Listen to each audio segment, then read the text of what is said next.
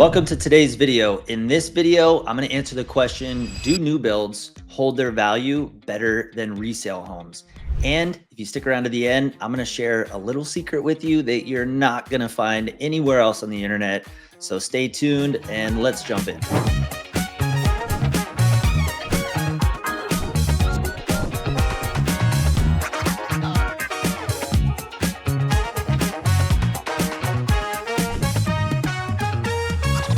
Hey, I'm Rich, and if this is your first time to the channel and you want to know everything there is to know about lifestyle, real estate, and new builds in Tucson, Arizona and surrounding areas, then you've come to the right place. Make sure you smash that subscribe button so that you can stay plugged in for more, and tap the little bell to be the first to learn everything you want to know. My family's lived in Tucson for over 200 years. It's the city that I love the most and the city that I know best. With over 15 years of experience as both a certified real estate appraiser and a real estate agent, I get calls and texts every single day from people like you who are making a move to Tucson, and I absolutely love it. So whether you're moving today or whether you're moving a year from today, let's get connected. You can call, text, email, or even schedule a free Zoom consult. I'm happy to make your move smooth anywhere in town. All right, so really to dive into this subject and really make it effective, I think the first thing we need to talk about is what determines value to begin with. Now, I've got over 15 years experience as a valuation expert, so I want to just talk a little bit about this and share some insight and simplify this. The first thing that you need to know about the valuation process and how it relates to this question, does a new build hold its value better than a resale home? We got to understand what makes up value. The first thing is comparable sales. That essentially means other sales in the neighborhood that have happened recently within about 12 months in the area that that home is located, and how well those homes compare to your home or the home that you're considering buying. Now, that's the first thing. The second thing is to remember that it's simply a moment in time. The market is changing, going up and down, always. So whether it's interest rates or an election or the economy or anything else, the real estate market is a living, breathing thing. And whatever value you have in your home at that particular time is also a living, breathing thing. It's going through cycles. And that's kind of the last thing that I wanted to mention is real estate, much like everything else, works in cycles. Typically, if you look at the history of real estate, it goes through all four phases of the cycle: the increase, the top, the decrease, and the bottom. It completes all four of those cycles on average somewhere between 7 and 12 years. Now, understanding this cycle is really important to the valuation process, because depending on where you're at in that cycle, the value of the same piece of real estate through that cycle will be different and vary. So next, let's talk about the key features as they relate to this specific question, new build versus resale, and the value of each over time. Now, the first key factor is going to be the initial depreciation on either one over the course of time. So let's take a look at both. Now, the resale homes, they're already established, whether they're 5 years, 10 years, or 100 years old, they have less depreciation on them. They have less of a premium put on them because they have older building components. Now, that contrasts with the new builds because people pay a premium for what's brand new, right? They pay a premium for peace of mind, and new builds provide that for buyers. And because of that, people who buy new builds are typically willing to pay a premium. And as a result, new build and sales of new builds represent the highest prices that can be achieved in a given market area at that moment in time. So keep in mind, one of the biggest things to consider with this equation is that a new build, because it is commanding a big premium in the market, the highest premium that the market will give, there's most likely a slower rate of appreciation initially because that premium is so much higher. The next thing that's worth mentioning is the market growth and neighborhood maturity. Now, when we look at resale homes versus new builds, we typically see a pretty big difference in their market growth and their neighborhood maturity. Now, what that means is that typically resale homes, since they have been there for a while, they have a more established neighborhood, which means they have more established demand. They have more established sales. They have more established data to support prices. And also, there's kind of a herd mentality with buyers where if there's already a demand and a flow of people wanting to live in this particular area or wanting this particular thing, for instance, there tends to be more people that are curious, like, that seems to be a good area. Jane and John live there. Maybe we should check it out too. So it drives people there because it already has market growth, market acceptance, and maturity running through the neighborhood. Now, the other piece of this is that part of that neighborhood maturing is that they're going to already have most likely established schools, public transit systems. They're going to have grocery stores, conveniences, gas stations. There will probably already have been a lot of those components and amenities already built up in that area and readily available. Now, with a new build, that may not be the case. Most new build locations are on the outskirts of town. The majority of them are in up and coming areas. They're areas where these builders can buy land. Typically, there's not a whole lot of large plots of land available right in the middle of the city where everything has already been built up. There's grocery stores and gas stations and paved roads and all the conveniences. So typically, new build sites are located on the outskirts of town, up and coming areas that don't yet have the shopping, the schools, the amenities, the restaurants. So because of that, that's going to be a big factor that we're going to look at that you definitely need to understand as you're considering both. And the last key factor that you're going to want to consider in this whole equation is going to be modern features and energy efficiency. Now, that can be very drastic between a resale versus a new build. Resale homes can be updated with all the modern amenities, new electrical, new plumbing, new sheetrock, new foam insulation, new roofing, like all those building components, the majority of them can fairly easily be converted.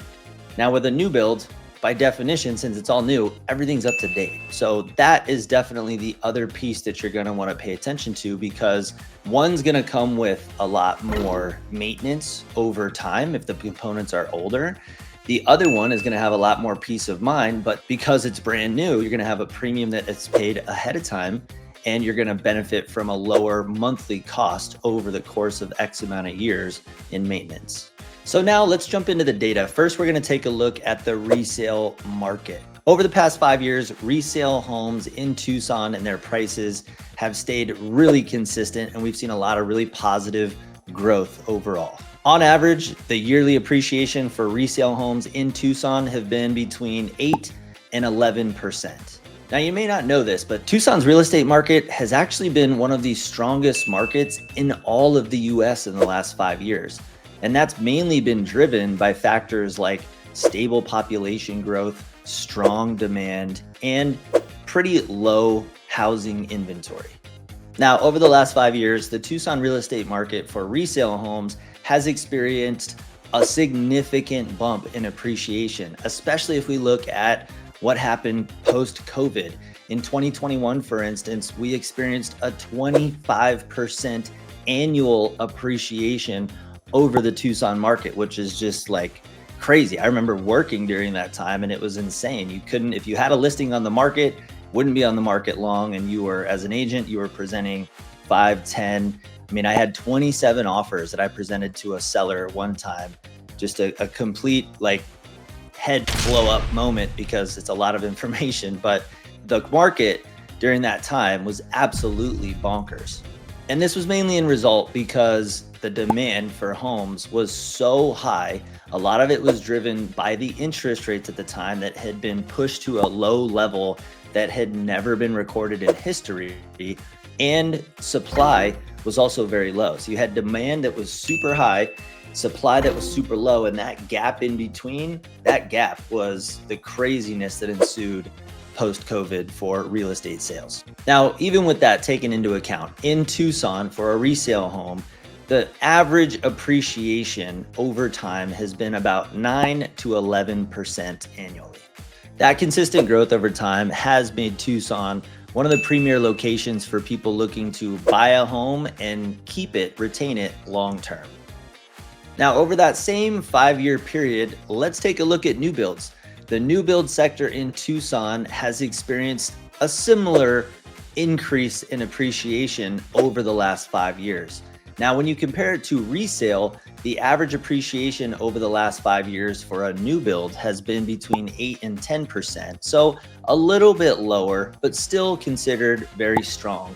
And part of that is due to the builders were the ones kind of controlling inventory, especially in the last 5 years during COVID times. Inventory demand was so high, exceeded the inventory levels by so much. The builders really had an advantage because the builders were able to create the new inventory. So they had lines of people at their door waiting and begging to sign a contract for a house so that they didn't have to go fight with 15 other offers on another house down the street. There are several other factors that kind of played a role in the appreciation that we saw with new builds in Tucson during that time. And some of those features are going to be an increased demand in energy efficiency and an increased demand for a modern finish. Now, the appreciation for new builds has been moderated a little bit, and that's mainly been due to most of the new build values are being set by the builder. So there's a direct competition between a new build that's 2 years old that's trying to sell and the new build site agent that's still selling brand new homes, brand new, not ever lived in. And those two things are kind of keeping the values lower in the neighborhood than what the brand new homes the builder is still providing are. Now, aside from what we saw post-COVID in 2021, for instance, while new builds still appreciate well, they may not experience the same type of rapid appreciation that well-established resale homes have based on location demand and it being in a very established market that is very mature already. So a quick recap here. Resale homes tend to have an advantage in the short term, for sure. That is generally what we see. Now, over time, as we start to get closer to 10 years, that value tends to, the rate of appreciation tends to level out and even out a lot. Now, a lot of it is location specific. If you have a specific location in mind that you're interested in buying a new build or considering it, reach out to me. I'm happy to give you some on-the-spot insight, some customized data to be able to show you exactly the difference versus resale and new builds. So now time for the secret that I promised at the beginning of the video. Because I've been a certified real estate appraiser here locally for over 15 years, and I've helped so many people buy or sell a home, I've also seen a lot on the valuation side. I know based on my history of helping people both in the valuation side with appraisal, but also helping them buy and sell new builds. The tipping point of when a new build appreciation rate matches that of a resale generally is between 7 and 10 years. So as long as you're in a position where you are planning to keep that property for at least 7 years, gives you the highest likelihood of knowing that you're going to catch up, your valuation is going to catch up with the same rate of appreciation as the resale homes in your area as well. Last thing I wanted to mention is in some of the resale areas that are very established.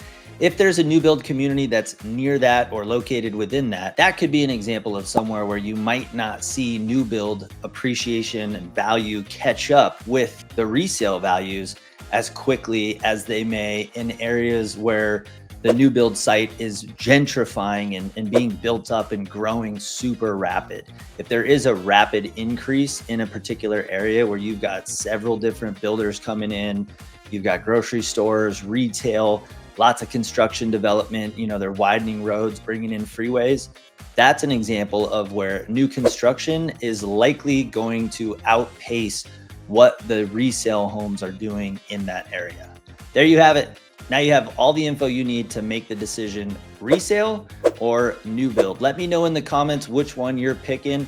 Make sure you hit that like button if you got value out of this video, and please be sure to subscribe for more.